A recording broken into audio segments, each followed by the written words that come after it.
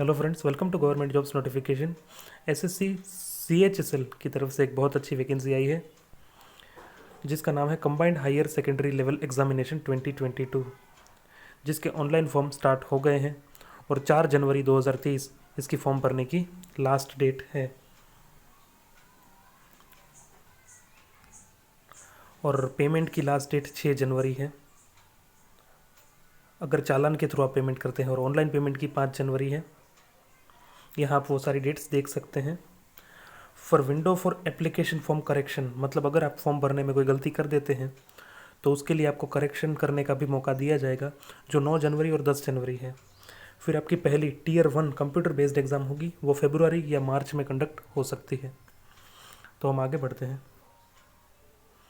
फिर इसके अंदर पे स्केल क्या दिया जाएगा, तो इसमें 3 पोस्ट है, उन तीनों पोस्ट का अलग अलग पे स्केल है, वो हम देख लेते हैं।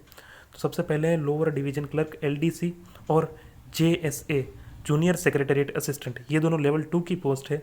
इनके लिए आपको 19,900 बेसिक पे दिया जाएगा। इन हैंड सैलरी आपकी इससे ज़्यादा होगी।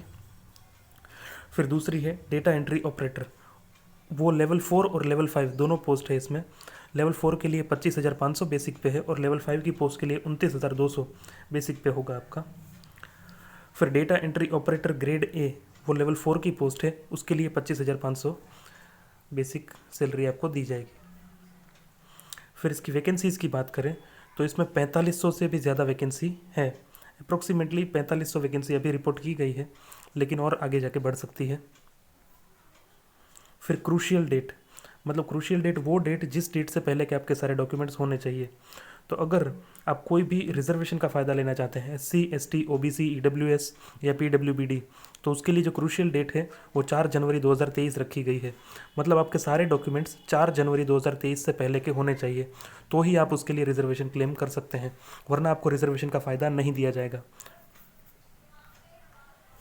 फिर एसेंशियल एजुकेशन क्वालिफिकेशन, तो एलडीसी जेएसए और डीईओ ग्रेड ए, इन तीनों के लिए 12th पास रखी गई है एजुकेशन क्वालिफिकेशन।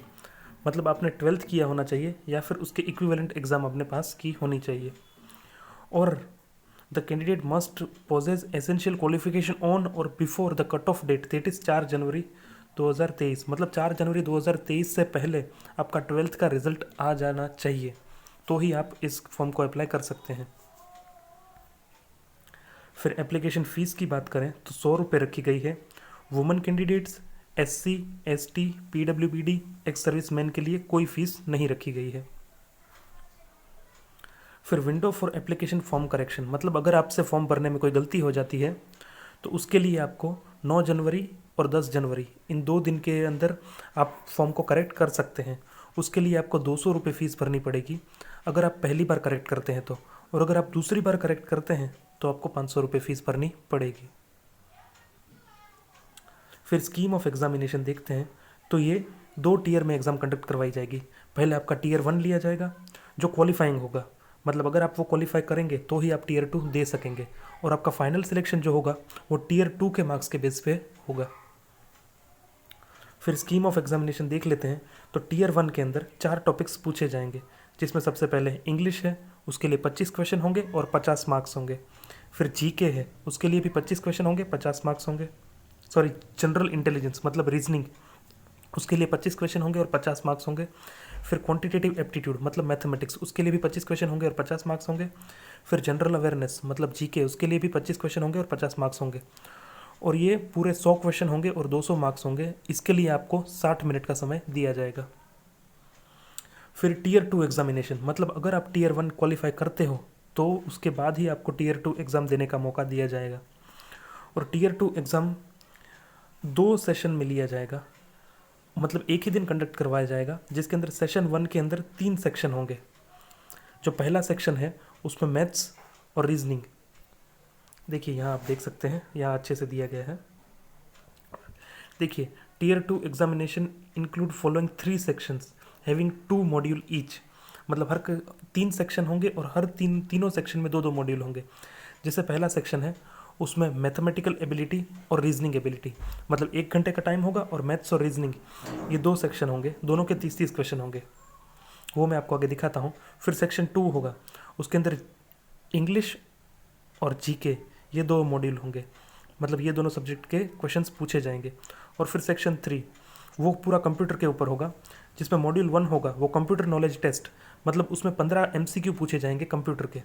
फिर मॉड्यूल 2 होगा, उसमें स्किल टेस्ट, मतलब आपकी टाइपिंग टेस्ट कंडक्ट करवाई जाएगी।